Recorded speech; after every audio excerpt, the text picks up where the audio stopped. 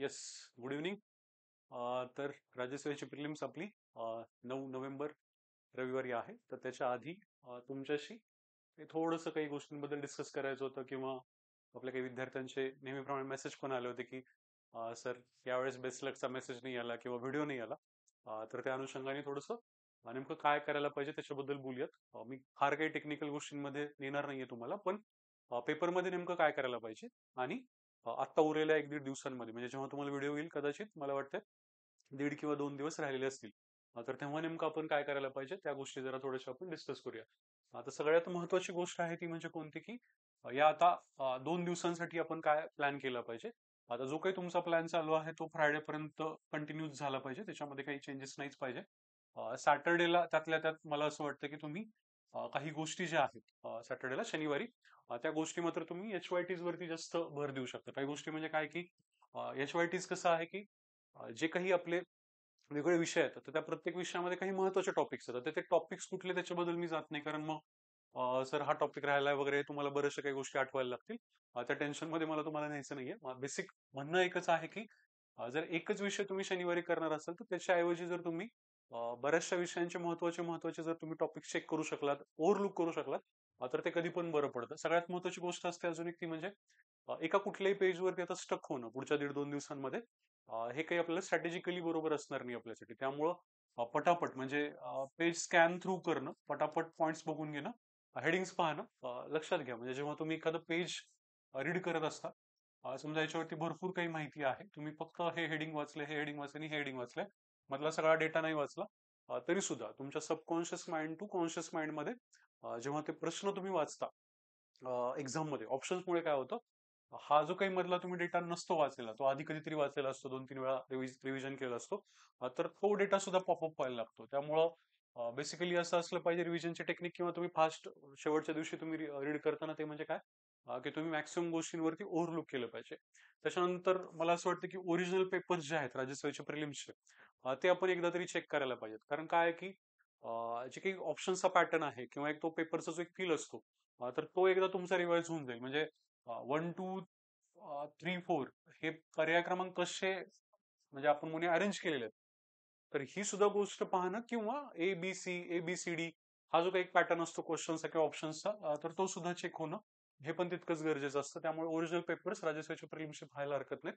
आपण मला वाटतं आपल्या टेलिग्राम चॅनलला, इराच्या चॅनलला आपण काय केलेलं आहे, ग्रुप B, C आणि इव्हन राज्यसेवेचे प्रिलिम सगळ्याच आपण प्रिलिम्सचे जे पेपर आहेत ते एकत्र करून टाकलेले आहेत आणि ओरिजिनल पेपर टाकले, त्यामुळे तुम्ही ते चेक करू शकता. त्याच्यानंतर जे काही तुमचं स्ट्रेंथ आहेत ना त्याच्यावरती जास्त भर द्या. म्हणजे आता काय राहिलं आहे, तर याच्यावरती जास्त भर देण्यामध्ये पॉईंट नसतो. इथं लिहिलं पण आहे, की जो रह गया सो रह गया. म्हणजे आता बऱ्याच वेळेला काय होतं ना, की आता तुम्हाला या आठवड्यामध्ये आठवलं असेल मे बी, की सर फिजिक्सचे प्रॉब्लेम्स राहिलेत, केमिस्ट्रीचं सर हे बघायचं राहिले, किंवा आयन्स्टाईन मिडलचं काहीतरी बघायचं राहिले, बऱ्याचशा गोष्टी असू शकतात. तर हे आता विचार करण्यामध्ये पॉईंट नसतो, किंवा हे राहिलंय म्हणून मग ते झालेलं असावं अशा इमॅजिनेशन मध्ये, म्हणजे फील घेणाऱ्या गोष्टी, म्हणजे आपण म्हणूया की हा ठीक आहे बाबा, मग मी काय करतो की फक्त आणि फक्त काय करतो, आतापर्यंत आलेले प्रॉब्लेम्स एकदा बघून घेतो वगैरे काही काही मध्ये.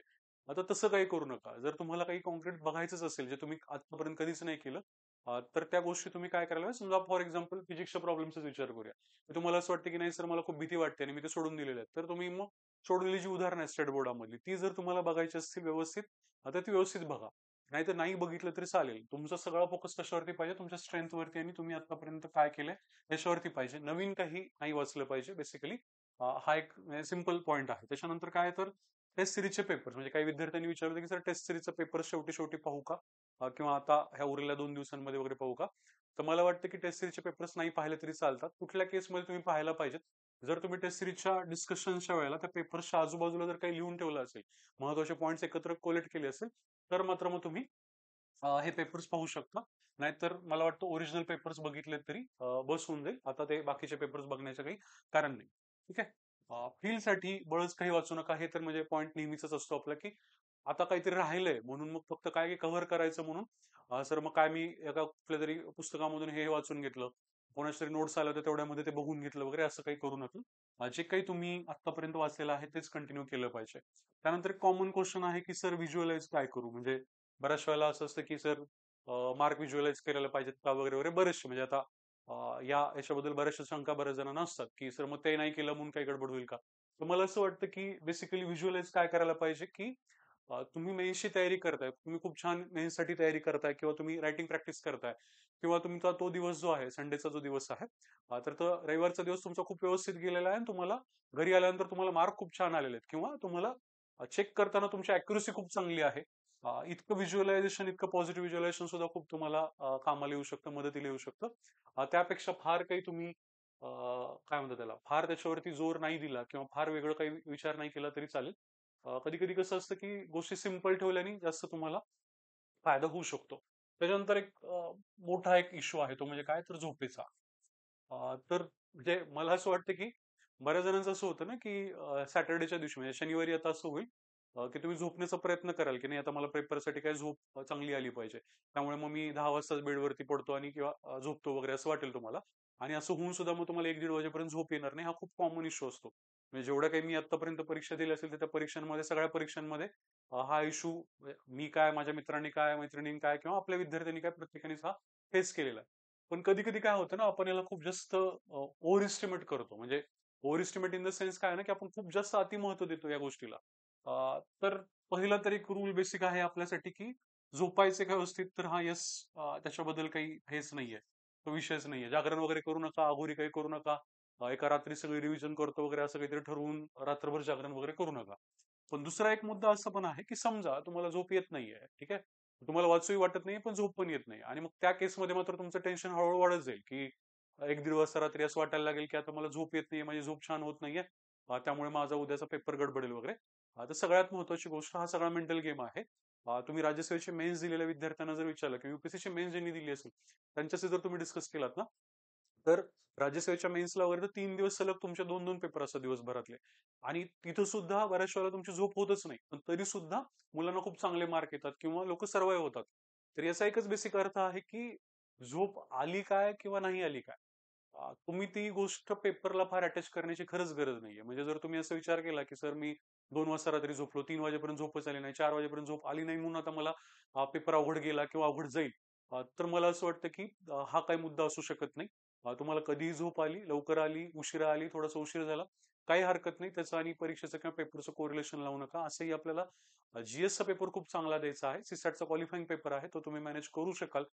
त्यामुळं त्या 2 पेपरच्या मध्ये ब्रेकमध्ये पण तुम्ही रेस्ट करू शकाल. राहतो प्रश्न कशाचा, तर आपल्या फर्स्ट पेपरचा किंवा जीएसचा पेपरचा. जर तुम्ही म्हणजे आतापर्यंत एक्झाम दिल्या असतील तर तुम्हाला हे माहित असेल, नसेल दिलं तर एक बेसिक एक्सपिरियन्स सांगतो की तुमच्यामध्ये एक ॲड्रेनालिन रश असतो. म्हणजे एक पंपिंग झालेलं असतं तुमचं आणि खूप हाय मेंटल अलर्ट स्टेटमध्ये तुम्ही असता या पर्टिक्युलर एक्झामच्या वेळेला. त्यामुळे फार जरी तुम्हाला त्या पर्टिक्युलर आदल्या दिवशी खूप जास्त तुमची झोप नाही झाली, खूप छान झोप नाही झाली, तरी तुम्ही पेपर खूप चांगला सोडवू शकता. अजिबात त्याच्यावरती फार मोठा इम्पॅक्ट होत नाही. असं नाहीये की आपल्याला 600-700 एमसीक्यू वगैरे सोडवायचे आहेत. आपल्याला बेसिकली 100 प्रश्न सोडवायचे आहेत 2 तासामध्ये, सफिशियंट वेळ आहे.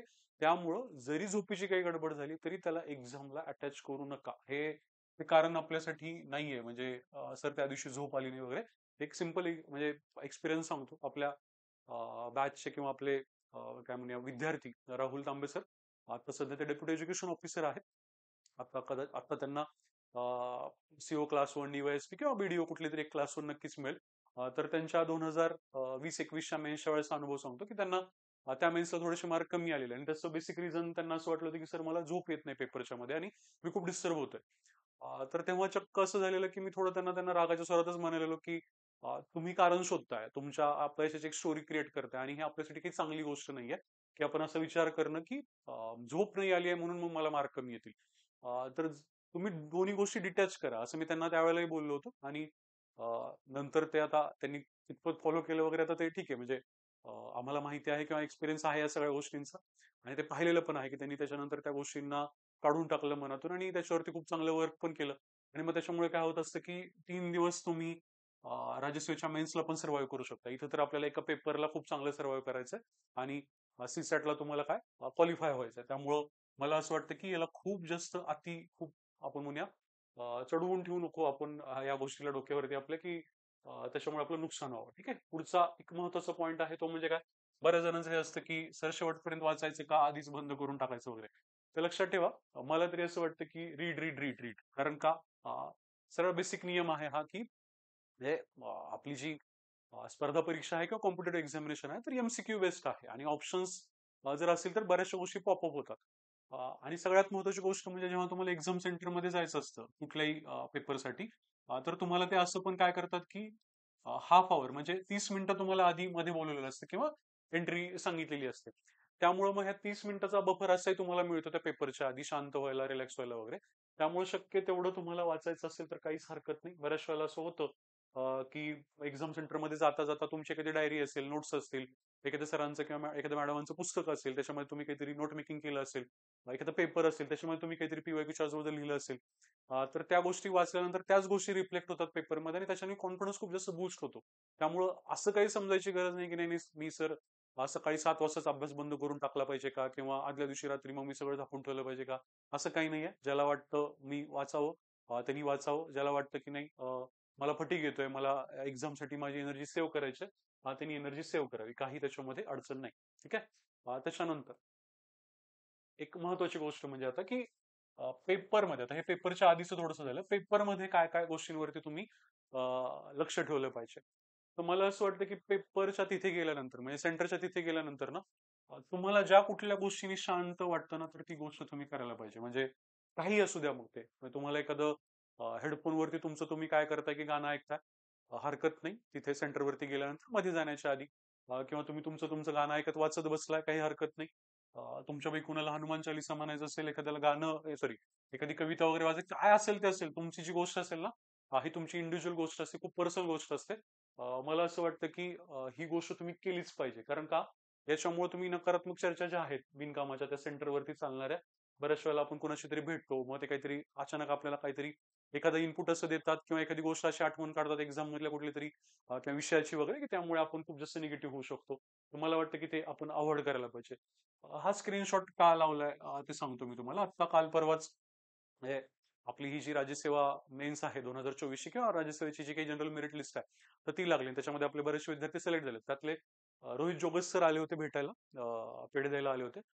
तर त्यांनी शेअर केलेला अनुभव सांगतो. तर ही जी कविता आहे तर आपलं मेन्सची तयारी करत असताना छावा चित्रपट आला होता आणि त्या चित्रपटाबद्दल आपण असंच बॅच मध्ये वगैरे डिस्कस केलं होतं किंवा कवितेबद्दल पण खूप जास्त डिस्कस केलं होतं. तर त्यांनी मला त्या दिवशी भेटल्यानंतर एक एक्सपिरियन्स सांगितला की सर शेवटचा पेपर होता, म्हणजे पेपर 6वा पेपर, तिसऱ्या दिवशीचा शेवटचा पेपर किंवा इकॉनॉमिक्सचा पेपर, आणि त्या दिवशी ऑलमोस्ट कळायचं बंद होऊन जातं. म्हणजे तुम्हाला कुठलीही गोष्ट म्हणजे आपण आपण म्हणूया की तुम्ही ऑलमोस्ट काही काही लोक तर अनकॉन्शियस माइंडनी पेपर देऊ शकतात. तिथपर्यंत ती कंडिशन आलेली असते, झोप झालेली नसते, लास्ट ऑब्जेक्टिव्ह होती वगैरे बरंच काय असतं, त्याचा खूप जास्त ताण असतो. या सगळ्या गोष्टींचा परिणाम होतो की तुम्हाला कळायचं ऑलमोस्ट बंद होतं. आणि त्यावेळेला मग त्यांनी मला सांगितलं की त्या पेपरमध्ये त्यांनी जेव्हा पेपर मिळाला तर त्या पेपरच्या पहिलं जे काय ब्लँक पेज असतं रफचं वगैरे, तर त्याच्यामध्ये त्यांनी ही कविता लिहिली होती चक्क. कारण जे काही लेक्चरमध्ये असंच काहीतरी डिस्कस झालं होतं किंवा त्यांना पर्सनली असं वाटलं असेल की हे लिहिल्यानंतर मला छान वाटेल. तर त्यांनी सांगितलं मला की त्या मॅडमांनी पण त्यांना विचारलं की तुम्ही हे काय लिहिताय, पेपरवरती लिहिणं जरा थोडंसं अलाउड वगैरे नसतं, तर तुम्ही हे काय लिहिताय वगैरे. तर त्यांनी सांगितलं की सर मॅडम पर्सनल गोष्ट आहे आणि असंच थोडं शांत होण्यासाठी लिहितोय. मग ते सोडून दिलं त्या सगळ्या गोष्टी.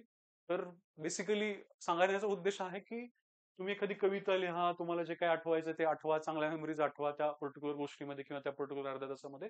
पण तुम्ही शांत राहायला पाहिजे, खूप स्टेबल राहायला पाहिजे. अजून एक म्हणजे माझा अनुभव सांगतो किंवा आमचा एक किस्सा सांगतो की हनुमान चालीसा. तर बरेचशे विद्यार्थ्यांना हनुमान चालीसा आवडते. कुणी इतरही काही स्तोत्र वगैरे म्हणतात किंवा काय तुमचं एखादा पुन्हा प्रेयरची तुमची काही पद्धत असेल. तर युपीएससीच्या इंटरव्ह्यूला जेव्हा होतो ना तेव्हा आमचे एक मित्र होते. तर ते काय करायचे, तर इंटरव्ह्यूच्या आधी ते हनुमान चालीसा म्हणायचे. आणि मग आम्ही आमचा एक मित्रांचा जो ग्रुप होता, तर तो मित्रांचा ग्रुप थोडासा त्यांच्याकडे असा एक वेगळ्या ह्याच्यानी बघायचा की ते हिनवलेल्या ह्याच्यानी बघायचं की अरे इंटरव्ह्यूला जाताना असं काहीतरी अंधश्रद्धाळूपणा करतोय वगैरे असं बऱ्याच वेळेला एखाद्याला वाटू शकतं किंवा एखादा कमेंट करू शकतो. तर सांगण्याचं हे आहे की त्या पर्टिक्युलर केसमध्ये म्हणजे त्या इंटरव्ह्यूच्या याच्यामध्ये तर आमच्या त्या मित्राचं सिलेक्शन झालं. कारण कदाचित आणि इंटरव्ह्यू त्यांनाही चांगले खूप चांगले मार्क पण आले. आता सध्या ते IRS आहेत. आता मे बी असं झालं असेल की हनुमान चालीसा म्हणल्यामुळे त्यांना खूप इंटरली शांत वाटलं असेल, पीसफुल वाटलं असेल. आणि अल्टिमेटली काय झालं असेल की इंटरव्ह्यू मध्ये त्यांचा परफॉर्मन्स खूप सुधारला असेल. सांगण्याचा उद्देश हा आहे ना की तुम्ही हनुमान चालीसा म्हणता, तुम्ही कधी कविता म्हणता किंवा एखादं गाणं ऐकता, तर तुम्ही अभ्यासाचं वाचत बसू शकता. हे मॅटर करत नाही. खूप हे मॅटर करतं की तुम्ही इंटरनली किती पीसफुल आहात किंवा तुम्ही स्टेबल कसे राहताय. कुणी त्याला श्रद्धा म्हणेल, कुणी अंधश्रद्धा म्हणेल, काय म्हणायचं ते म्हणेल. दुनिया गेली आपण म्हणूया उडत. आपल्यासाठी काय महत्वाचं आहे, तर ज्या कुठल्या गोष्टीमुळे आपल्याला खूप छान वाटू शकतं, तर ती आपल्यासाठी गोष्ट महत्वाची आहे. ओके. त्याच्यानंतर बघा हे म्हणजे काय म्हणतात त्याला, अननेसेसरी डिस्कशन्स तर आपल्याला अवॉइडच करायच्यात. पेपरमध्ये लिहा असं म्हणलंय त्याचं कारण मी रोहित सरांचा तुम्हाला एक्सपिरियन्स सांगितला की, आणि ह्याचा खूप इम्पॅक्ट होतो. इव्हन आम्ही जेव्हा युपीएससीच्या मेन्सला वगैरे एसे लिहायचो, तर एसेच्या सुरुवातीला आम्ही लिहून काढायचो मुद्दाम की आपल्याला पॉझिटिव्ह राहायचंय, सकारात्मक राहायचं, सोल्युशन ओरिएंटेड राहायचंय, आणि त्याचा खूप चांगला इम्पॅक्ट एसेच्या मार्कांवरती वगैरे पडायचा. त्याच्यानंतर अजून एक महत्वाची गोष्ट जी टेक्निकल आहे ती म्हणजे काय, तर ओएमआरचा सेट जो आहे तो गोल करणं किंवा तो लिहिणं अजिबात विसरू नका. त्याचे जे काही टेक्निकल इश्यूज आहेत मी त्याच्यामध्ये जात नाही, पण हे आपल्यासाठी काय होऊ शकतं, खूप जास्त टेन्शनचं काम होऊ शकतं. त्यामुळे लक्षात घ्या की तुमचा पूर्ण पेपर आणि अभ्यासिकेकडे, आणि तुम्ही ओएमआरचा सेट मेन्शन करणं किंवा तुम्ही तुमचा रोल नंबर या गोष्टी मेन्शन करणं हे खूप जास्त महत्वाचं आहे. एका बाजूला आहे ते सगळं. ते जे इन्व्हिजिलेटर्स असतात ना, त्यांना काही देणं घेणं नसतं की तुम्ही ओएमआरचा सेट लिहिलाय का किंवा तुमच्याकडून विसरला का वगैरे. बऱ्याच वेळेला आपल्याला असं असतं की आपला एक म्हणजे आपल्याला काय म्हणतात, आपला एक शब्द असं की हा, त्यांनी आपल्या पेपरवरती साईन केलेला आहे, तर त्यांनी पेपरवर साईन केलं म्हणजे त्यांनी ओएमआरचा सेट आपला चेकच केला असेल. असं काही नाही. तुम्ही तुमचा रोल नंबर व्यवस्थित लिहिणं, तुम्ही तुमचा ओएमआर सेट व्यवस्थित लिहिणं, ह्या गोष्टी खूप जास्त महत्वाच्या आहेत. मी तर म्हणतो की अभ्यास एखाद्या वेळेस कमी असेल तर चालतो, पण ही गोष्ट खूप जास्त महत्वाची आहे. बऱ्याच वेळेला तुमचा रिझल्टच डिस्प्ले होत नाही, मग तुम्हाला नंतर आयोगाशी पत्रव्यवहार करणं वगैरे, आणि बऱ्याच वेळा त्या गोष्टींमधून काही मिळत पण नाही सर. सो या गोष्टीला थोडस काय म्हणूया आपण, सिरियसली घ्या. दुसरी महत्वाची गोष्ट म्हणजे पेपरची सुरुवात कुठून करायची, हा एक कॉमन क्वेश्चन असतो किंवा विचारला पण होता आपल्या विद्यार्थ्यांनी. तर लक्षात ठेवा की ही पेपरची सुरुवात कुठून करायची ना, हे काही असं फिक्स नाहीये. म्हणजे आपण असं म्हणू शकत नाही की त्याला थंब रूल लावून टाकूया आणि याच पद्धतीने सुरुवात करायला पाहिजे. मला असं वाटतं की हे 3 मेथड्स आहेत, या 3 मेथड्स मधली तुम्हाला जी मेथड ओके वाटेल ते तुम्ही फॉलो करावी.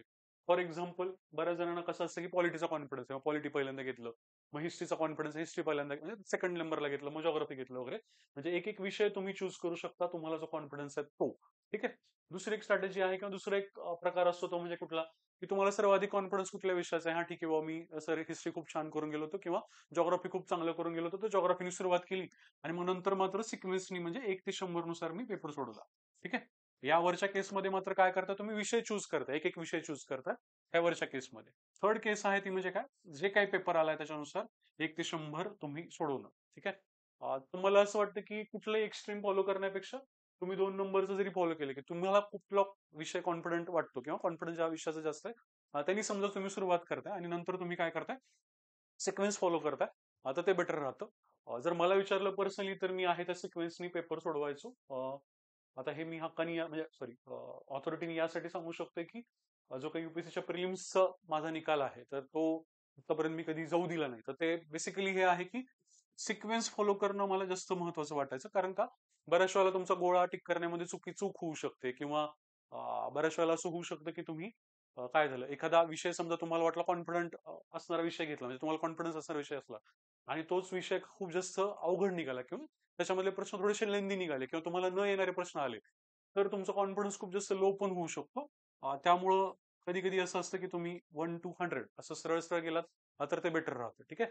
सो तुम्हाला जे वाटतं तुम्ही त्याच्यानुसार ते फॉलो करू शकता. त्याच्यानंतर पुढचा महत्वाचा विषय आहे तो म्हणजे अटेम्प्ट, म्हणजे अटेम्प्ट किती करावा, हा एक महत्वाचा विषय आहे. ओके.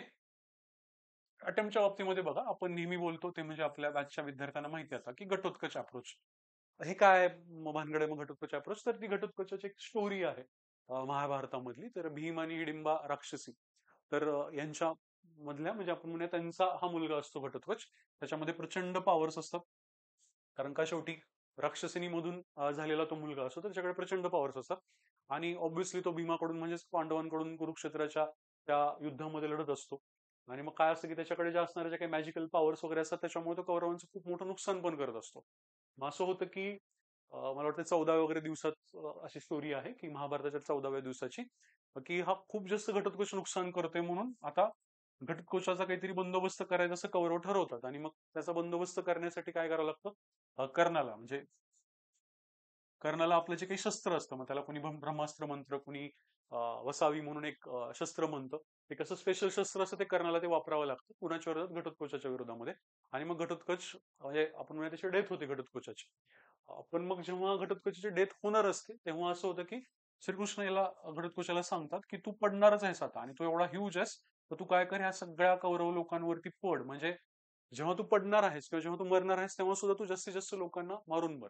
त्यामुळे घटोत्कचाची स्टोरी महाभारतामध्ये यासाठी महत्वाची मानली जाते की एकतर मरताना पण खूप मोठं नुकसान तो काय करून जातो कौरवांचं करून जातो किंवा पांडवांना खूप मोठा ऍडव्हान्टेज देऊन जातो. आणि दुसरी गोष्ट म्हणजे कर्णाचं जे काही शस्त्र असतं जे शस्त्र कदाचित अर्जुनाच्या विरोधामध्ये कर्णाने वापरलं असतं तर ते शस्त्र तो कर्णाला काय करावं लागतं घटोत्कचाच्या विरोधामध्येच वापरावं लागतं आणि मग एक स्ट्रॅटेजिक ऍडव्हान्टेज कुणाला पांडवांना मिळतो. तर ही घटोत्कचाची स्टोरी सांगण्याचं कारण असं आहे की जेव्हा तुम्ही अटेम्प्टचा विचार कराल ना तर अटेम्प्ट मध्ये सुद्धा तुम्ही हाच अप्रोच ठेवा की जे काही तुम्हाला जर शहीदच व्हायचं जर तुम्हाला काय म्हणूया आपण तुक्केच मारायचे आहेत किंवा पेपरला ह्या स्पर्धा परीक्षा पेपरला जायचंच आहे तर तुम्ही मॅक्सिमम अटेम्प्ट साठी प्रयत्न केला पाहिजे. मग आता एखाद्याला असं वाटेल की सर मला काही एरियाज माहितच नाहीयेत मी काही गोष्टी केल्याच नाहीये समजा सायन्स मधलं तुमचं काही करायचं राहिलं वगैरे तर ठीक आहे तुम्ही मॅक्सिमम जर नाही तर नाही पण तुम्ही ऑप्टिमम अटेम्प्ट मात्र केला पाहिजे. ऑप्टिमम अटेम्प्ट केला पाहिजे.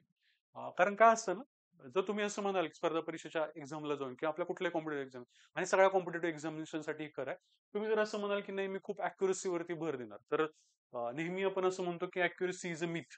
स्पर्धा परीक्षेमध्ये ना अॅक्युरेसी मिथ असतं का बरं फॉर एक्झाम्पल मागच्या वर्षीचा एक क्वेश्चन बघा बोमई खटल्याचा एक क्वेश्चन आलेला होता आणि तुम्हाला जे उत्तर वाटेल शेवटपर्यंत की हे कन्फर्म मला वाटतं की बोमई खटल्याचं हेच उत्तर आहे आयोगाचं मात्र उत्तर किंवा इंटरप्रिटेशन वेगळं येऊ शकतं.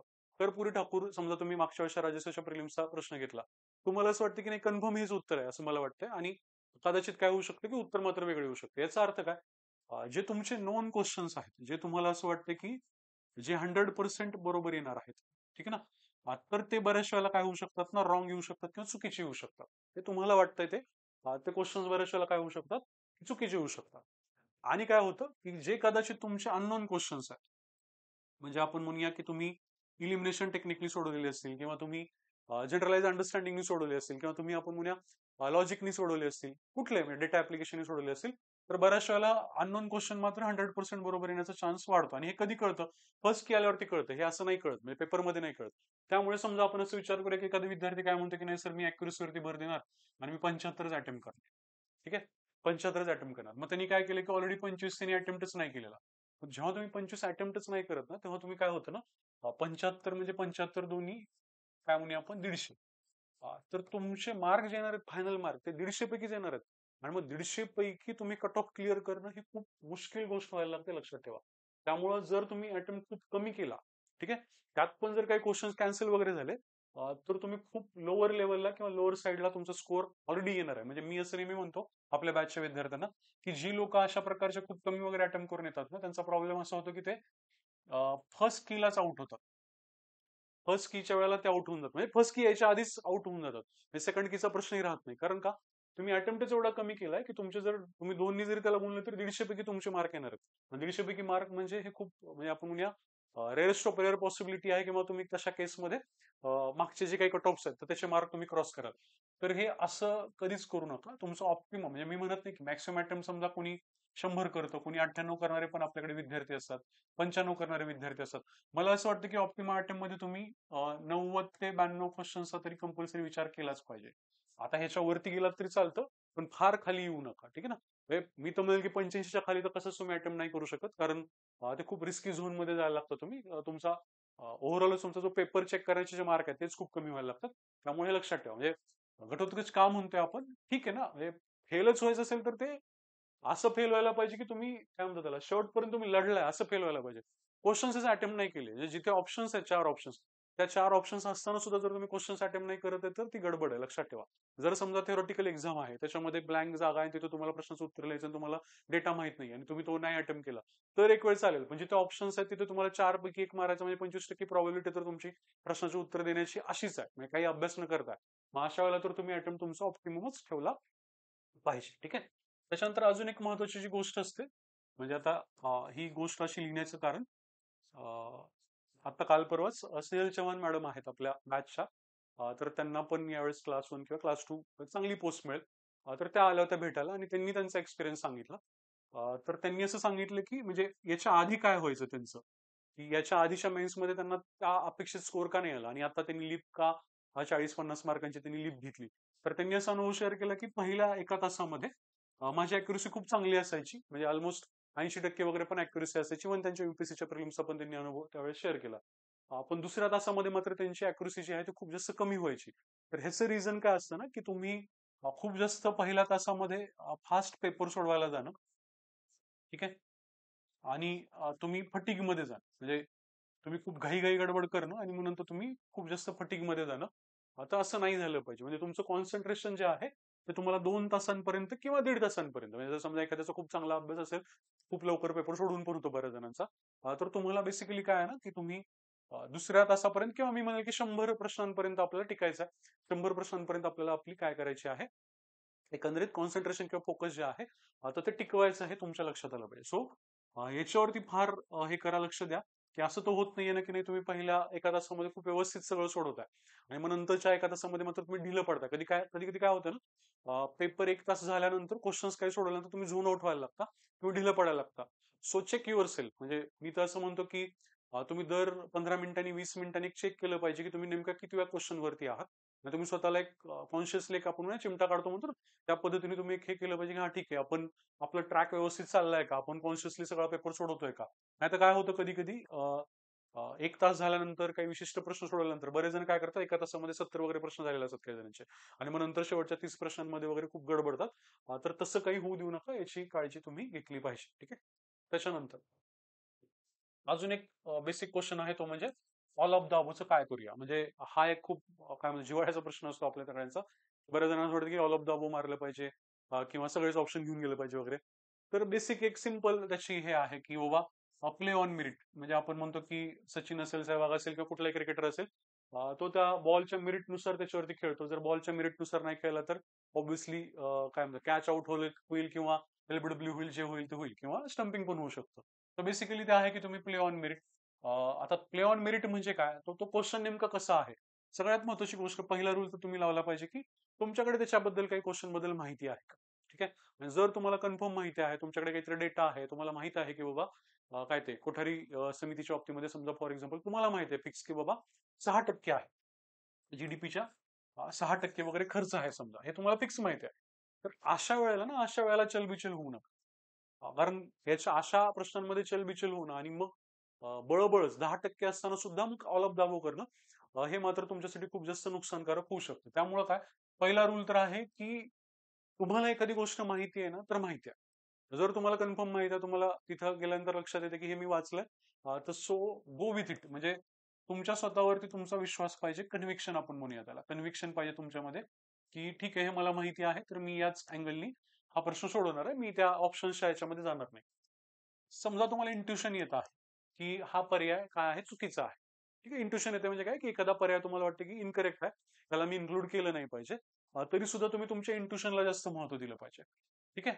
समजा आपण असं म्हणूया की हे पण नाहीये, तुमच्याकडे काही डेटा पण नाहीये, तुमच्याकडे काही तुम्हाला इंट्युशन पण येत नाही एखाद्या ऑप्शन बद्दल, तर मात्र मग तुम्ही ऑल ऑफ द बरोबर गेलं तर कधीही बरं पडतं. कारण काय आहे की तुम्हाला काहीच माहिती नाहीये आणि तुम्हाला प्रश्न सोडवायची वेळ तर आलेली आहे आता.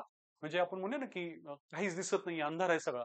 तर अशा वेळेला मात्र मग तुम्ही ऑल ऑफ द अबोचा नक्की विचार करायला पाहिजे. आणि ऑल ऑफ द अबो उत्तरच असेल, सगळेच तुम्हाला बरोबर वाटतंय, जनरलाइज क्वेश्चन आहे, सगळे तुम्हाला एका बाजूनी जाणारे वाटते, तर मग तर तो प्रश्नच येत नाही. पण बऱ्याच वेळेला काय होतं ना, विद्यार्थी काय करतात की तुमच्याकडे डेटा असून किंवा माहिती असून सुद्धा, फॉर एक्झाम्पल हे 6% माहिती आहे, त्यांनी प्रश्नामध्ये 10% दिले, तरी पण मग काय करतील, सॉरी, हा हे 10% दिले तरी सुद्धा काय करतील की 10% बरोबर घेऊन जातील आणि 6% मात्र आपलं स्वतःचा जो डेटा आहे त्याच्यावरती विश्वास नाही ठेवणार. असं सहसा करू नका. कारण काय होतं, असं एक 2-3 प्रश्नांमध्ये जरी झालं तरी मग तुमचे जवळपास एक 8 मार्क तर त्याच्यामुळे 3 प्रश्नांमुळे तुमचे चक्क 8 मार्क तुमचे मायनस होऊ शकतात. तर तसं काही नाही केलं पाहिजे. अजून एक महत्वाची गोष्ट म्हणजे प्रत्येक पेपरमध्ये ना असं होतं की कधीतरी ऑल ऑफ द अबोव वाले चालून जातं, कधी कधी ऑल ऑफ द अबोव वाले चालून नाही जात. त्यामुळे हे जज करणं फार अवघड आहे की विशिष्ट पेपरमध्ये असंच सगळीकडे ऑल ऑफ द अबोव येईल का वगैरे. आणि त्यामुळे मला असं वाटतं की तुम्ही असं वन फिट्स ऑल अप्रोच म्हणतो ना आपण, की जनरल एक स्ट्रॅटेजी ठरवून टाकायची की नाही असं करायचं, असं करू नका. सरळ सरळ एक नियम लावून टाका की जिथं तुमच्या समोर अंधार आहे, शून्य आहे तुमच्या समोर, तिथं मात्र तुम्ही, जर तुम्हाला काहीच कळत नाहीये तर मग तुम्ही प्रश्न सोडून देण्यापेक्षा मग तुम्ही ऑल ऑफ द अबोव बरोबर गेला तर एक वेळ चालून जाईल. पण जर तुम्हाला काही पण माहित आहे, तुम्हाला त्या गोष्टीबद्दल, प्रश्नाबद्दल थोडासा पण अंदाज आहे, तिथं मात्र तुम्ही काय करायला पाहिजे, तुम्ही तुमच्या डेटाला, तुम्ही तुमच्या अभ्यासाला जास्त महत्व दिलं पाहिजे. ओके. आता कधी काय काय होतं की एखाद्याचा अभ्यास खूप कमी असतो, पण मग त्याच्याकडे दुसरं काही नसतं, मग त्याला ती काय होतं की तो त्या ऑल ऑफ द अबोवच्या ह्याच्यानुसार जाऊ शकतो. थोडंसं या गोष्टीला विचार करूनच अप्लाय करा. काळजीपूर्वक ह्या सगळ्या गोष्टींचा काय म्हणूया विचार करा. दुसरी गोष्ट काय, की तुक्के किती मारायचे, म्हणजे हे पुन्हा एकदा त्या अटेम्प्टशी संबंधित आहे की किती अटेम्प्ट करायचा. तर लक्षात ठेवा, जेव्हा केव्हा तुम्हाला एखाद्या प्रश्नाबद्दल 25% पण माहिती असेल ना, म्हणजे एक जरी ऑप्शन माहित असेल ना, तर तुम्ही तो अटेम्प्ट केलाच पाहिजे. ठीक आहे. तुम्हाला 0% माहिती आहे, फॅक्ट आहे, खूप प्युअर फॅक्ट आहे, आणि 0% माहिती आहे, तर एखाद्या वेळेस तुम्ही तो अटेम्प्ट नाही केला तर चालतो. ठीक आहे ना. त्या केसमध्ये मग तुम्ही 92-93 पर्यंत तरी राहता, म्हणजे एक आपण म्हणूया 5-6 क्वेश्चन तुमचे फार तर फार असे राहतील. तरी सुद्धा मी असं म्हणेल की जरी 0% माहित असेल आणि जर तुम्हाला एखादं इंट्युशन येत असेल एखाद्या गोष्टीबद्दल, की वाटलं मला सर त्यावेळेला की हे इयर असेल, हे पर्टिक्युलरली काय म्हणूया आपण अंदाज मी लावू शकतो. फॉर एक्झाम्पल एक ग्रुप सी ला वगैरे एक प्रश्न आला होता की ओडिशा राज्याची किंवा प्रांताची निर्मिती होऊन किती वर्ष झाली, 2016चा क्वेश्चन होता. आता एखाद्याला असं वाटतं की अरे ओडिसा प्रांत आधी पण होता, किंवा 1937च्या निवडणुका होत्या, तर 1937च्या निवडणुका मधून मग तिथे ओडिसा प्रांत वगैरे ऐकला असेल किंवा माहित असेल, काय पण असेल, किंवा स्वातंत्र्याच्या वेळेला ऑलरेडी ओडिसा प्रांत होता वगैरे, जे काही तुम्हाला त्यावेळेला जे काही इंट्युशन येतं वाटतं त्याच्यानुसार तुम्ही उत्तर सोडवलेलं बरं पडतं, रादर दॅन तुम्ही तो क्वेश्चन अटेम्प्ट न करणं. त्याच्यामुळे गो फॉर इट, म्हणजे अग्रेसिव्ह राहा. अजिबात डिफेन्सिव्ह राहणाऱ्यांना, म्हणजे ऑब्जेक्टिव्हच्या परीक्षेमध्ये, ठीक आहे ना, इव्हन डिस्क्रिप्टिव्हला पण हेच करा की डिफेन्सिव्ह राहणाऱ्यांना मार्क येत नाहीत, लक्षात ठेवा. त्याच्यामुळे मी म्हणेल की शक्यतो तरी 25% जरी माहिती आहे तर तुम्हाला उत्तर सोडवायचंच आहे. 0% पण माहिती आहे पण इंट्युशन आहे नुसतं, तर मग तुम्हाला प्रश्न म्हणजे त्या केसमध्ये पण तुम्ही सोडवला तरी चालतो. 50% 100% जर प्रश्नच येत नाही तिथे तर तुम्ही प्रश्न तो सोडवलाच पाहिजे. म्हणजे त्याच्यामुळे तुम्हाला तुक्के म्हणा, त्याला डेटा ऍप्लिकेशन म्हणा, काय म्हणायचं ते म्हणा, पण प्रश्न सोडवणं जास्त महत्वाचं आहे, काही पण करून. ठीक आहे. आणि तुम्ही आता वेगवेगळ्या सरांचे सगळ्या क्लासेसचे वगैरे लेक्चर्स केलेले असतात, त्यांनी तुम्हाला प्रत्येकाने वेगवेगळं सांगितलेलं असते कशा प्रकारे लिमिट करायचं वगैरे. त्याच्यानुसार तुमची एक स्ट्रॅटेजी डेव्हलप झालेली असते की प्रश्न कसे सोडवायचे, त्यानुसार ते सोडवा. त्याच्यानंतर गोळे कधी करायचे हा एक खूप मोठा इश्यू आहे. खूप चांगल्या चांगल्या विद्यार्थी आहेत आपल्या आधीच्या बॅचेसच्या वगैरे, की ज्यांचं गोळे करण्यामध्ये चूक झाल्यामुळे प्रिलिम्स किंवा इव्हन मेन्सच्या स्कोअर मध्ये सुद्धा गडबड झालेली आहे. सो बी व्हेरी केअरफुल, म्हणजे ही गोष्ट खूपच जास्त महत्वाची आहे. म्हणजे त्या ऑल ऑफ द अबो पेक्षा पण मी म्हणेल की सगळ्यात महत्वाची जर गोष्ट कुठली असेल, म्हणजे त्या सेट टाकणं, त्याच्यानंतर जर एखादी गोष्ट कुठली महत्वाची असेल तर ती ही आहे की तुम्ही गोळे कधी करा. ठीक आहे. मला असं वाटतं, म्हणजे मी नेहमी सांगतो बॅच मध्ये सुद्धा, की जर तुम्हाला आपली वर्ल्ड कपची मॅच माहित असेल इंडिया पाकिस्तानची, जेव्हा म्हणजे T20 वर्ल्ड कपची, मिसबा खेळत होता पाकिस्तानचा, आणि त्यावेळेला आपण जिंकलो आणि मिसबा किंवा आपण पाकिस्तान हरला. तर मिसबाकडून कुठली चूक झाली होती म्हणतात, तर त्यांनी मॅच शेवटच्या ओव्हरला किंवा शेवटच्या बॉल पर्यंत त्यांनी मॅच नेलेली, आणि तेव्हा जेव्हा प्रेशर सिच्युएशन असतं तेव्हा गडबड होण्याची खूप जास्त शक्यता असते, लक्षात ठेवा. इव्हन जर तुम्ही साऊथ आफ्रिका आणि भारताच्या जर वर्ल्ड कपची जरी मॅचचा विचार केला, तर तिथं जसं जसं मॅच शेवटाकडे जायला लागते तसं प्रेशर वाढायला लागतं, आणि प्रत्येक जणच हँडल करू शकत नाही, लक्षात ठेवा. सो शेवटाला सगळं घेऊन जाणं हे खूप जास्त डेंजरस आहे. त्यामुळे मला असं वाटतं की गोळे तुम्ही ठीक आहे, तुम्ही 100 गोळे एकत्र करायचे ना करा, पण असं नका करू की तुम्ही 100 क्वेश्चन सोडवणार, तुमची घंटा ती वाजणार, तिथली बेल वाजणार, मॅडम किंवा सर लोक ते पेपर उचलायला येणार आणि मग तुम्ही गोळे करायला घेता वगैरे, असं कधीच नाही झालं पाहिजे. मला असं वाटतं की समजा तुम्ही 2 तासाचा किंवा 120 मिनिटाचा आपला हे आहे, तर 1 तास 50 मिनिटं झाल्यानंतर, ठीक आहे, तुम्ही एकदा रिव्ह्यू घेतला पाहिजे की आपले प्रश्न सगळे झालेत का, आणि त्याच वेळेला इमिजिएटली ते गोळे करून टाकले पाहिजेत. शेवटच्या मिनिटापर्यंत वगैरे की मला 5 मिनिटं मिळतील, किंवा माझं टोलकडे लक्षच गेलं नाही, 10 मिनिटाचा सर हेच वाचला नाही, टोलच वाचला नाही वगैरे वगैरे, घड्याळ वगैरे या गोष्टीमध्ये खूप खूप जण गडबड करतात, की सर घड्याळ नेलं नव्हतं, पाठीमागे बघावं लागलं, लक्षात आलं नाही. काही एन नंबर ऑफ कारणं असतात, ही कारणं सांगण्यात पॉईंट नसतो. जे काही तुमचे 120 मिनिटं आहेत त्याच्यातले शेवटचे 10 मिनिटं सोडून द्यायला पाहिजेत, त्या 10 मिनिटातले किंवा 5 मिनिटं सोडून दिला पाहिजेत. त्याच्यानुसार तुम्ही काय करायला पाहिजे, गोळे करायला पाहिजे. एकदम शेवटी केले तर चालतील का, चालतील. ठीक आहे. कोणी म्हणेल की सर प्रत्येक प्रश्नाला करेल मी त्या वेळेला, कारण माझ्याकडून सिक्वेन्स चुकते, चालतं. प्रत्येक प्रश्नाला केलं तरी चालतं. ठीक आहे. आता प्रत्येक प्रश्नाला का नाही करत युजली सगळेजण गोळे, तर लक्षात ठेवा की कधी कधी काय होतं की एखाद्या प्रश्नाचं उत्तर तुम्हाला पुढे गेल्यानंतर काहीतरी आठवतं, क्लिक होतं, किंवा एखाद्या दुसऱ्या प्रश्नाला वाचल्यानंतर तुम्हाला मागच्या प्रश्नाचं उत्तर कधी कधी क्लिक होतं. कधी कधी असं पण होतं की एकाच पर्टिक्युलर एरिया बद्दल 2 प्रश्न आलेले असतात, असं झालेलं आहे आयोगाच्या वेगळ्या पेपर्समध्ये. त्यामुळे काय होतं, मग पुढचा प्रश्न वाचल्यानंतर मग तुम्हाला मागे आयडिया येऊ शकते. सो तुम्ही त्याचा पण विचार करू शकता की एकदम शेवटी गोळे करायचे कशासाठी, तर बाबा समजा मी काय 66वा प्रश्न सोडवला, त्यामुळे मग मला 51वा जो प्रश्न आहे त्याच्याबद्दलची काहीतरी हिंट मिळाली, सो तो एक ऍडव्हान्टेज राहतो. पण लक्षात ठेवा, हे जे मी मगाशी म्हणलं ते की तुम्ही शेवटच्या 2 मिनिटात 1 मिनिटात हे सगळं केलं नाही पाहिजे. शेवटचे 10 मिनिटं तुमच्याकडे ते पाहिजेत आणि मग ते गोळे केल्यानंतर मग उरलेले प्रश्न वाटलं तर तुम्ही सॉल्व्ह करायला हरकत नाही. काही जण 5-5च्या गठ्ठ्यामध्ये पण प्रश्न टिक करतात. ही पण एक चांगली स्ट्रॅटेजी असते की त्याच्यामुळे तुमचा सिक्वेन्स फार जास्त चुकत नाही वगैरे. ठीक आहे. बरेच जण आता विचारतात की सर किती राऊंड मारले पाहिजेत आपल्या जीएसच्या पेपरचे. लक्षात घ्या 2 राऊंड होतात. ठीक आहे. 3 राऊंड 4 राऊंड हे फार म्हणजे तुमचा खूपच अभ्यास तेवढा एका वेगळ्याच लेवलला असेल तर ठीक आहे. हे पण काही कंपल्शन नाही असं की तुम्ही किती राऊंड मारले पाहिजे. काही जण एका राऊंड मध्ये पूर्ण पेपर सोडवतात, व्यवस्थित सोडवतात, असं करतात. काही जण पहिल्या राऊंड मध्ये एक 70-75 क्वेश्चन घेतात आणि मग बाकीच्या सेकंड राऊंडला सोडवतात. काही असू द्या, तुमची स्ट्रॅटेजी जी असेल ती आतापर्यंत तुम्ही टेस्ट सिरीज मध्ये किंवा कुठे फॉलो केली असेल ती तुम्हाला कंटिन्यू करायची आहे. पण सगळ्यात महत्वाची गोष्ट आहे ती म्हणजे ही, ठीक आहे ना, की काही होऊ द्या, तुम्ही किती राऊंड करायचे ते करा. पण सगळ्यात महत्वाची गोष्ट आहे ती म्हणजे ही जी म्हणजे डोंट चेंज युअर इंट्युशन्स. म्हणजे तुम्ही जो अभ्यास केलेला असतो ना आतापर्यंत राजस्थानच्या प्रिलिम्सचा, किंवा कदाचित तुम्ही आतापर्यंत सुट्टी घेतली नव्हती, मागच्या 15 दिवसात सुट्टी घेतली, तुम्ही काहीतरी पोस्ट होल्डर असाल, जॉब करत असाल आणि मग आता तुम्ही या प्रिलिम्सला आलाय, 15 दिवसामध्ये तुम्ही अभ्यास करताय. तुमच्याकडे संचित खूप असतं किंवा ज्यांनी पूर्ण अभ्यासच केला त्याच्याकडे पण भरपूर संचित असतं, पेपर सोडवलेले असतात, पीवायक्यू पाहिलेले असतात. तर लक्षात ठेवा, जेव्हा तुम्ही एखादा क्वेश्चन पाहता आणि तेव्हा जेव्हा त्याचे तुम्ही ऑप्शन्स पाहता, ठीक आहे ना, तर बऱ्याचशा वेळेला असं होतं की तुमच्या अभ्यासामुळे आपोआप पॉपअप होऊन जातं की अरे हा, हे पर्याय क्रमांक 1 उत्तर असू शकतं. सबकॉन्शियस टू कॉन्शियस लेवलला तुमची इमिजिएटली मेमरी काम करते, कारण का तुमच्या समोर एक व्हिज्युअल काहीतरी त्याचं एक्सप्रेशन आहे पर्याय क्रमांक 1चं, आणि त्याच्यामुळे तुम्हाला इमिजिएटली वाटते की अरे हा पर्याय क्रमांक 1 किंवा हा वर्ड जो आहे आम्हाला क्लिक होतोय. काय होतं बऱ्याच वेळेला, काय करतात विद्यार्थी की तेव्हा ते टिक करत नाहीत, कन्फ्युजन मध्ये तसंच ठेवतात. आणि मग काय करतात, सेकंड राऊंडला किंवा थर्ड राऊंडला थर्ड राऊंडला जे काही स्वतःचं इंट्युशन होतं, फर्स्ट इंट्युशन होतं, तर ते चेंज करतात आणि मग म्हणजे काय म्हणतात, दुसऱ्या किंवा तिसऱ्या वेळेस जे वाटलं तर ते उत्तर टिक करतात. तर हे खूप रिस्की आहे, लक्षात ठेवा. म्हणजे तुम्ही तुमचे जर इंट्युशन चेंज करायला लागलात, तुम्ही मॅक्सिमम वेळेला बघा, तुमच्या आता आपल्या टेस्ट सिरीज मध्ये पण बऱ्याचशा विद्यार्थ्यांनी हा अनुभव शेअर केला, किंवा आपण पण जेव्हा डिस्कशन केलं एमपीसीच्या प्रीच्या टेस्ट सिरीजच्या विद्यार्थ्यांशी, तेव्हा आपण हे आपल्याला जाणवलं होतं की जर तुम्ही इंट्युशन चेंज करायला लागलात ना, किंवा तुम्ही इव्हन राजस्थानच्या इतर आतापर्यंतच्या मेन्सच्या विद्यार्थ्यांना वगैरे सुद्धा विचारा, ऑब्जेक्टिव्ह मेन्स वाल्यांना, की जर इंट्युशन चेंज केलं ना, तर नक्की तुमची अॅक्युरेसी कमी व्हायला लागते. फर्स्ट इंट्युशन का बरं जास्त चांगलं असतं, कारण तुम्ही जे काही आतापर्यंत अभ्यास केलेला ना तो पॉपअप व्हायला लागतो, म्हणजे सबकॉन्शियस टू कॉन्शियस यायला लागतो. So go for it. Love at first sight आपण म्हणतो ना, म्हणजे हे इथं कार्टून दिलं की do you believe in love at first sight or should I walk bye again. म्हणजे काय, तो म्हणतो की जर लव्ह ॲट फर्स्ट साईट वरती तुझा विश्वास आहे का, आणि जर तुझा विश्वास नसेल तर मी परत येतो, म्हणजे अजून एकदा येतो मी. ठीक आहे. म्हणजे मी परत एकदा चालत येतो, म्हणजे परत मी तुला आवडेल वगैरे असं त्याला सांगायचं मिस्टर बीनला. तर याचा म्हणण्याचा अर्थ काय आहे, तो हाच आहे की जे काही पहिल्यांदा इंट्युशन वाटलं ना, तेच तुम्ही सेकंड टाइम उचललं पाहिजे. जर तुम्ही इंट्युशन चेंज करायला लागलात तर मात्र गडबड होऊ शकते. हा, असं झालं की तुम्हाला नव्यानेच एखादा फॅक्ट आठवला त्या पूर्ण 2 तासाच्या प्रोसेसमध्ये आणि मग तुम्ही उत्तर चेंज केला तर ठीक आहे. पण बळबळ तुमच्या फर्स्ट इंट्युशनला चेंज करणं बरोबर नाही.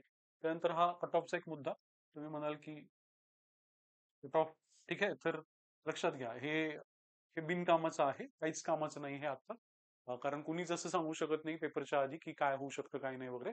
सो हे निग्लेक्ट करा, अशा गोष्टी तुम्हाला ह्याच्यात पडायचं नाही, पडत पण नाही तुम्ही, पण परत तुम्हाला फक्त रिमाइंडर देतोय की ह्या गोष्टी खूप नंतरच्या आहेत आणि नंतरही असं कधीच एक्झॅक्टली कुणी सांगू शकत नाही. बऱ्याच वेळेला काय होतं, काठावरती विद्यार्थी अभ्यास करत नाहीत, खरं तर चांगला चान्स असतो पण मग ते चान्स घेत नाहीत चांगला, आणि त्यामुळे त्यांच्या मेन्सला वगैरे स्कोर कमी येतो. तर तसं तुमच्याबरोबर झालं नाही पाहिजे. आता तर ती वेळच नाहीये, नंतरची पण ती वेळ नाहीये. बऱ्याच जणांना काय होतं की त्यांना असं वाटतं की एक सर जागांवरून वगैरे अंदाज काढू शकतो का वगैरे वगैरे. पेपर झाल्यावरच्या गोष्टी आहेत त्या, आणि तेव्हा सुद्धा काही असं कुणी रॉकेट सायन्स जरी त्यांनी शिकलेलं असेल तरी ते कुणी असं एक्झॅक्टली काही त्याच्याबद्दल फार सांगू शकत नाही. आणि सांगितलं तरी तुम्हाला कन्फर्म होणं ते खूप अवघड असतं. ठीक आहे.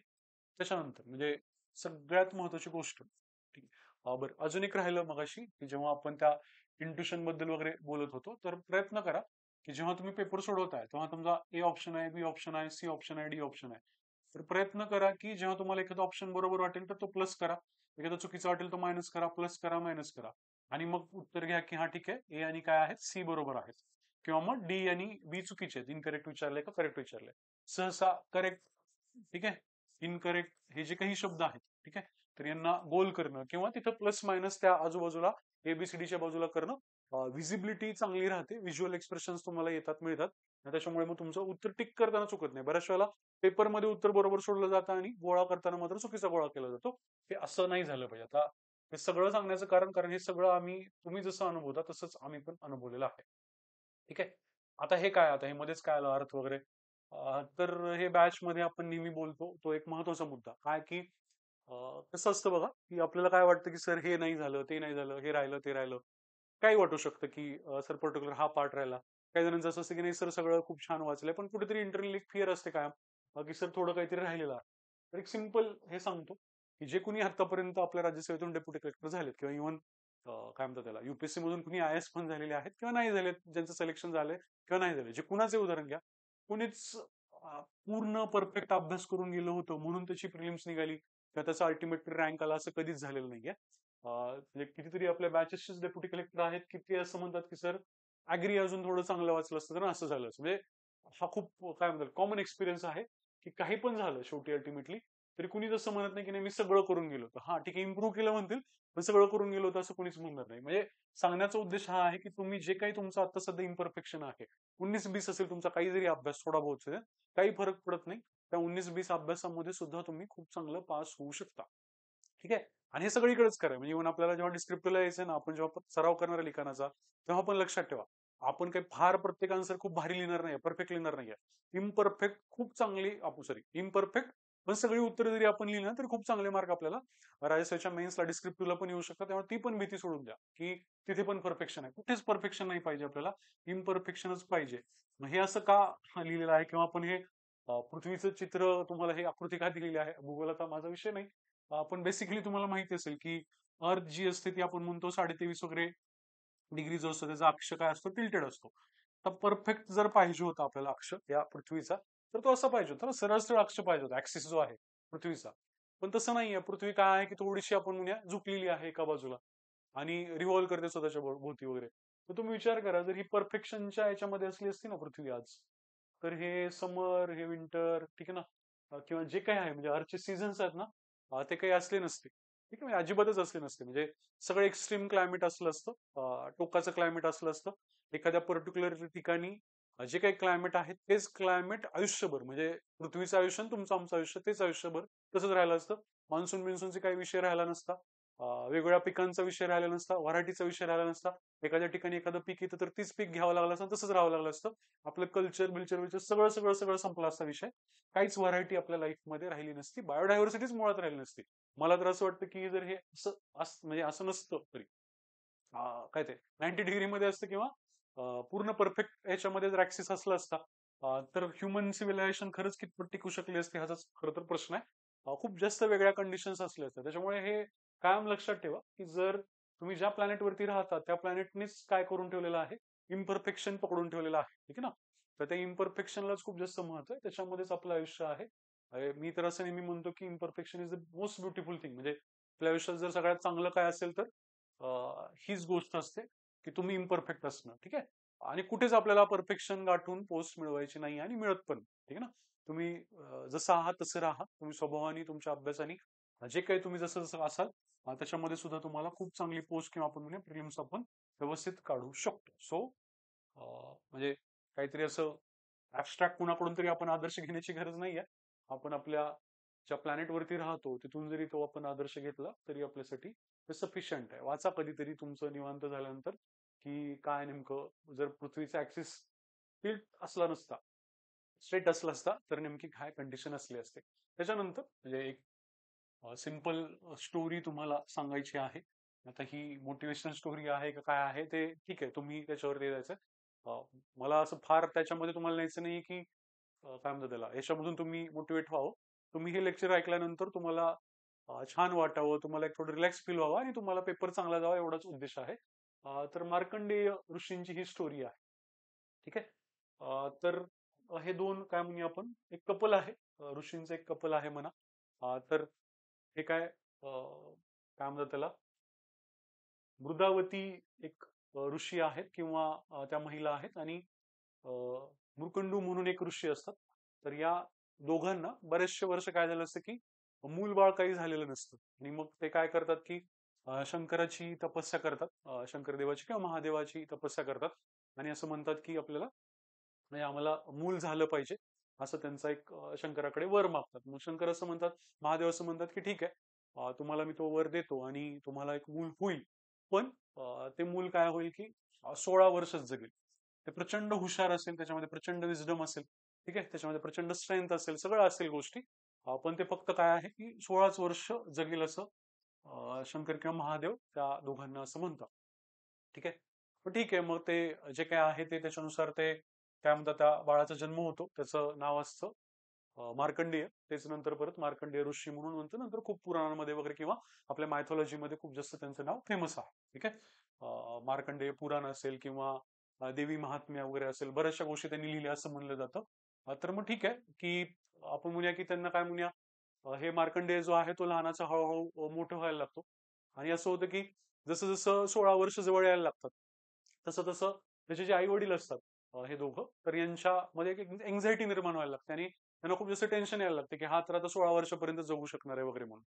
मग हे मार्कंडेयाला लक्षात येतं की आपले आई वडील खूप जास्त टेन्शन घेतात की काहीतरी त्यांच्या मनामध्ये चलबिचल चालू आहे. म्हणून मग मार्कंडेय एके दिवशी जे काय आहे ते सत्य मला सांगा असं विचारतो.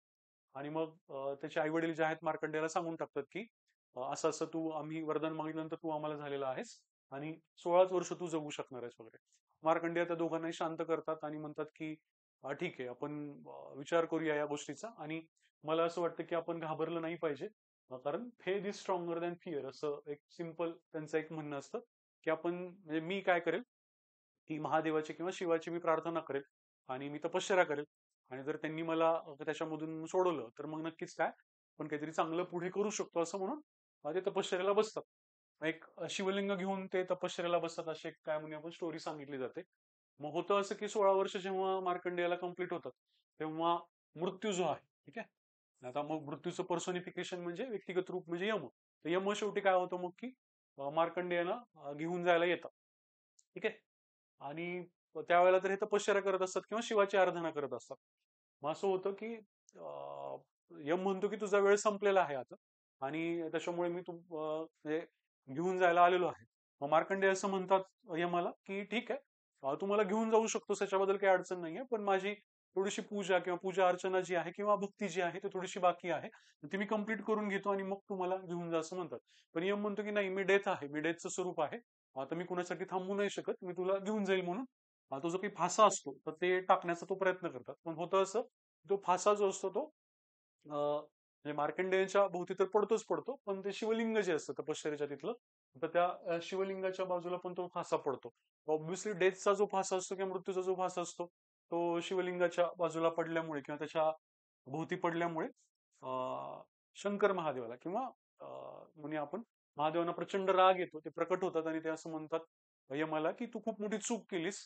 जी व्यक्ती माझी आराधना करते, ठीक आहे, आणि तुझ्याकडे वेळ मागते, त्या व्यक्तीला तू वेळ दिला नाहीस. आणि असं म्हणलं जातं की म्हणजे शंकर त्या काय म्हणूया यमाला स्ट्राईक करतात किंवा आपण म्हणूया हटवून टाकतात. वेगवेगळ्या आपण म्हणूया त्या वेगवेगळ्या सोर्सेसमध्ये वेगळ्या पद्धतीने ही स्टोरी जी आहे ती सांगितलेली आहे. आणि मग असं होतं की मार्कंडेयाला एक प्रकारे मृत्यूपासून सुटका मिळते, म्हणजे इमॉर्टॅलिटी मिळते असं म्हणलं जातं आणि अमरत्व प्राप्त होतं असं म्हणलं जातं. मग तुम्ही म्हणाल की ह्या स्टोरीचा आणि आपल्या स्पर्धा परीक्षेच्या अभ्यासाचा काही संबंध आहे का? तर एक बेसिक गोष्ट आहे, म्हणजे आहे जरी मायथॉलॉजी मधले कॅरेक्टर किंवा मायथॉलॉजी मधल्या सगळ्या जरी गोष्टी असल्या, तर एक बेसिक गोष्ट आपण लक्षात घेतली पाहिजे की याच्यातून एक सिंपल आपल्याला गोष्ट कळणार आहे ती म्हणजे काय, तुम्ही आता इथं मार्कंडेय ऋषींनी काय केलं किंवा मार्कंडेयांनी काय केलेलं आहे, म्हणजे काही शिवलिंग आहे तर त्याच्यावरती पूर्ण फोकस आहे किंवा शिवाची आराधना करण्यावरती त्यांचा पूर्ण फोकस आहे. लक्षात ठेवा, जे काही तुमचं काम आहे, जे काही तुम्हाला वाटतं की तुम्ही करायला घेतलेलं एखादं काम आहे, त्याच्यावरती त्यांचा पूर्ण फोकस असतो. म्हणजे मृत्यू आलेला आहे, फास पडणार आहे, माहिती आहे, पण त्यांनी फक्त वेळ मागून घेतली की मला माझं काम किंवा माझी आराधना कंप्लीट करायची आहे. आणि या फोकसमुळे किंवा आपल्या गोष्टीला धरून राहण्यामुळे, चिकटून राहण्यामुळे ह्या सगळ्या पुढच्या गोष्टी घडतात. आणि आपण असं म्हणूया की म्हणजे ही सुद्धा योगायोगाचीच गोष्ट आहे ना की हे असं फासा या सगळ्याच्या भोवती पडणं वगैरे, तर याचा अर्थ सरळ सरळ असा होतो की आपण असं म्हणतो ना की किसी चीज को शिद्दत से चाहो तो वगैरे, तर हे अशी गोष्ट आहे सरळ सरळ की जर तुम्ही तुमच्या गोष्टीवरती फोकस्ड असाल, तुम्ही जी ठरवलेली गोष्ट त्याला तुम्ही चिकटून किंवा धरून बसला असाल, तर नक्की ती गोष्ट काय करू शकते, तुम्हाला साथ देऊ शकते म्हणा. किंवा इतर गोष्टी पण काय होऊ शकतात, फॉल इन प्लेस म्हणतात, everything else will fall in place. म्हणजे तुम्ही जर तुम्हाला पाहिजे ती गोष्ट मिळवण्यासाठी धडपडत राहिला तर बाकीच्या गोष्टी त्यानुसार काय व्हायला लागतात, सेट व्हायला लागतात. म्हणजे तसं त्या सगळ्या गोष्टी घडत जातात. तर ही सिंपल एक स्टोरी आहे मार्कंडेय ऋषींची, ती जी आपल्याला सांगते ती म्हणजे काय की तुम्ही तुमचा फोकस कंटिन्यू ठेवा. मग हे सांगण्याचा उद्देश काय की समजा असं होऊ शकतं की तुम्ही 100 प्रश्न सोडवताय प्रिलिम्स मध्ये आणि मध्येच असं झालं 75व्या किंवा 70व्या क्वेश्चनला काहीतरी गडबड झाली. म्हणजे बऱ्याच वेळेला लेक्चर हॉलमध्ये काही गडबडी होतात, लाईट नाही आहे, बेंच खराब आहे, पाणी सांडलेलं आहे, उकडतं आहे, गरम होत आहे, जे काही आहे किंवा थंडीच वाजता तिथली व्यवस्था चांगली नाहीये, काही पण असू शकतं. काही असू शकतं, किती पण झालं आणि काही पण झालं ना, तर एकच लक्षात ठेवायचं की 100 होईपर्यंत, 100 क्वेश्चन पूर्ण होईपर्यंत, सगळे गोळे होईपर्यंत ना फोकस हलू देऊ नका. त्या गोष्टीला जर तुम्ही चिकटून बसलात 100व्या पर्यंत, तर ऑब्व्हियसली कुठे ना कुठेही आपल्याला मार्कांची जी आपण म्हणूया इमॉर्टॅलिटी वगैरे असते, तिथपर्यंत जायला आपल्याला नक्कीच मदत होऊ शकते. म्हणजे साधी गोष्ट आहे, पण त्याच्यातून तुम्ही बरंच काही घेऊ शकता. फोकस खूप जास्त महत्वाचा आहे, लक्षात ठेवा. आणि हा फोकस म्हणजे जर तुम्ही आतापर्यंत एक्झाम दिल्या तर तुम्हाला माहिती आहे की इव्हन त्या एक्झामच्या हॉलमध्ये एखाद्या इन्व्हिजिलेटर बरोबर वगैरे तुमचा वाद पण होऊ शकतो. पेपर उशिरा देण्यावरून, पेपर लवकर न देण्यावरून, किंवा त्यांना ती सिस्टीम न माहीत असल्यामुळे वगैरे काही पण होऊ शकतं. ह्या सगळ्या गोष्टी तुम्हाला अवॉइड करायच्या आहेत. इतर लोकांशी पण गडबडी होऊ शकतात. बेंच खालीवरी होतोय, वाचतोय, काय असेल एन नंबर ऑफ गोष्टी असू शकतात. या सगळ्या गोष्टींपासून तुमचा सगळा फोकस कुठे पाहिजे, तर तुमच्या त्या 100 प्रश्नांवरती पाहिजे, लक्षात ठेवा. जर ते केलात तर शेवटी तुमच्या गोष्टींना न्याय मिळू शकतो. ठीक आहे. त्याच्यानंतर एक सगळ्यात सोपी, महत्वाची, माझी आवडतीची गोष्ट आहे ती शेअर करायची, ती म्हणजे हे स्क्रीनशॉट नेहमीच मी बॅच मध्ये शेअर करतो. हा जो स्क्रीनशॉट आहे तो आता सांगायला हरकत नाही, मी आधीच्या बॅचेस मध्ये मी फार कधी नाव घेऊन सांगितलं नव्हतं, पण निलेश सस्ते सरांनी हा पाठवलेला हे आहेत सगळे स्क्रीनशॉट्स आहेत. आता हे असे स्क्रीनशॉट्स असे सगळ्या विद्यार्थ्यांचे भरपूर मेसेजेस वगैरे सगळं आहे, पण हा प्रातिनिधिक स्वरूपामध्ये दाखवण्याचा किंवा सांगण्याचा अर्थ काय, तर बेसिकली हा जो मेसेज आहे ना, हा एक मेसेज जो त्यांचा आलेला, आता सध्या ते ACST आहेत, क्लास 1 मध्ये ऑलरेडी त्यांची निवड झाली, जॉईन पण झालेत ते. तर हा जो त्यांचा मेसेज आहे, हा त्यांच्या वर्स्ट पिरियड मध्ये आपण म्हणलं तरी हरकत नाही, म्हणजे लोएस्ट आपण म्हणतो, त्या लोएस्ट फेज मध्ये असताना त्यांनी हा मेसेज केलेला होता. खूप पॉझिटिव्ह मेसेज होता की सर नक्कीच मी परत उभं राहीन, करेल प्रयत्न आणि क्लास 1 साठी धडपडेल वगैरे, हा मेसेज त्यांनी केलेला होता. आणि मग नंतर एक दिवस त्यांचा अल्टिमेटली मेसेज येतो की झालेला आहे, किंवा आपण म्हणूया पोस्ट मिळालेली आहे. आणि मग त्या ज्या काही त्यांनी आधी पण त्यांच्या ज्या काही भावना आहेत त्या व्यक्त केल्या होत्या. मला बेसिकली हा म्हणजे विद्यार्थ्यांचा हा मेसेज किंवा त्यांचा हा मेसेज किंवा इतरही विद्यार्थ्यांचे मेसेज हे मला का आवडतं ते सांगतो की ही जी पॉझिटिव्हिटी आहे ना, की जेव्हा तुम्ही खूप लोएस्टला असता आणि तेव्हा पण तुम्ही एखाद्याशी खूप छान बोलू शकता, इंटरॅक्शन करू शकता. तुम्ही सगळं तुमचं दुःख बाजूला ठेवून तुम्ही पॉझिटिव्हली इंटरॅक्ट करू शकता स्वतःच्या सरांशी. ठीक आहे, त्यांच्याजवळ तुम्ही रडाल, तुम्ही सगळं काहीतरी बोलाल, पण तुम्ही इतक्या पॉझिटिव्हली एखाद्या व्यक्तीशी इंटरॅक्ट करू शकता त्या सगळ्या फेज मध्ये सुद्धा. ही गोष्ट तुम्हाला शेवटी टिकवते, सर्व्हाइव्ह करायला लावते आणि तुम्हाला मार्क देते. त्यामुळं मला असं वाटतं की तुम्ही जितकं सगळं हे पॉझिटिव्हली घ्याल, किती पण काही गोष्टी झाल्या, तर तितकं तुम्हाला ह्या गोष्टी सगळ्या न्याय देतील. सो तुम्हाला सगळ्यांना best luck, be very positive. आणि जसं निलेश सरांनी नेहमी हे किंवा आपले विद्यार्थी मेसेज पाठवतात, तसंच लव यू ऑल. तुम्हाला परीक्षेसाठी खूप खूप शुभेच्छा. खूप शांत राहून आपल्याला पेपर सोडवायचा आहे आणि केलंय सगळं आतापर्यंत, तर तुम्हाला नक्कीच पेपर खूप चांगला जाणार आहे. ओके, आपण इथे थांबूया. प्रिलिम्सच्या नंतरच्या मेन्सच्या डिस्क्रिप्टिव्हच्या सगळ्या बॅचेससाठी, प्रॅक्टिससाठी, लिखाणाच्या सर्व खूप काय करायचं आपल्याला, त्यावेळेला आता आपण भेटूया. येस.